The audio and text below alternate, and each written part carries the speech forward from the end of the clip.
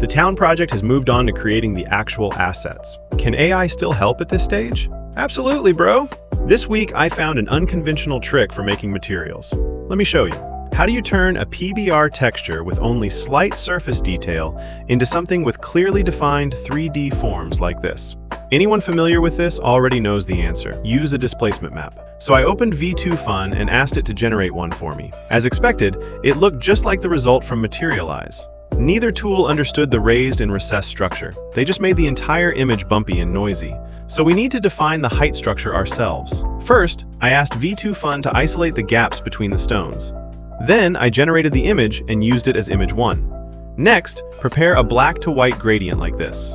White represents raised areas and black represents recessed areas. Place it in the image 2 slot. Then enter this prompt.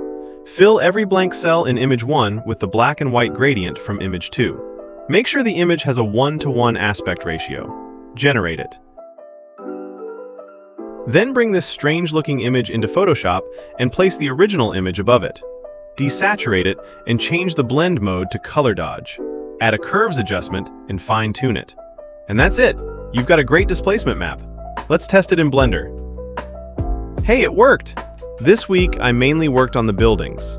For the overall massing, I traced the assembled layout using the Auto Roof tool. Then, I established a main building axis and simplified the roof layout around it, making everything more organized.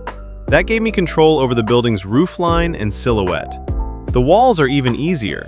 Just flatten the roof, inset the outline by 30 to 60 centimeters, and add the auto wall geometry nodes. The walls will automatically extend up to the roof.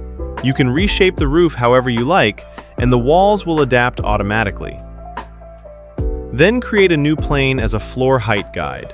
Duplicate it at 3-meter intervals, and you can roughly see how many stories the building has. Use those levels as a guide to create the actual floor slabs, then adjust the roof height based on the slabs. Next week, I'll work on the doors and windows, the balconies, and other building components positioned according to each floor slab. I now have a rough idea in mind for using AI to create a complete modular building kit, but I haven't fully worked it out yet. I'll test it properly next week. If it works, I'll share the method with everyone. That's all for now.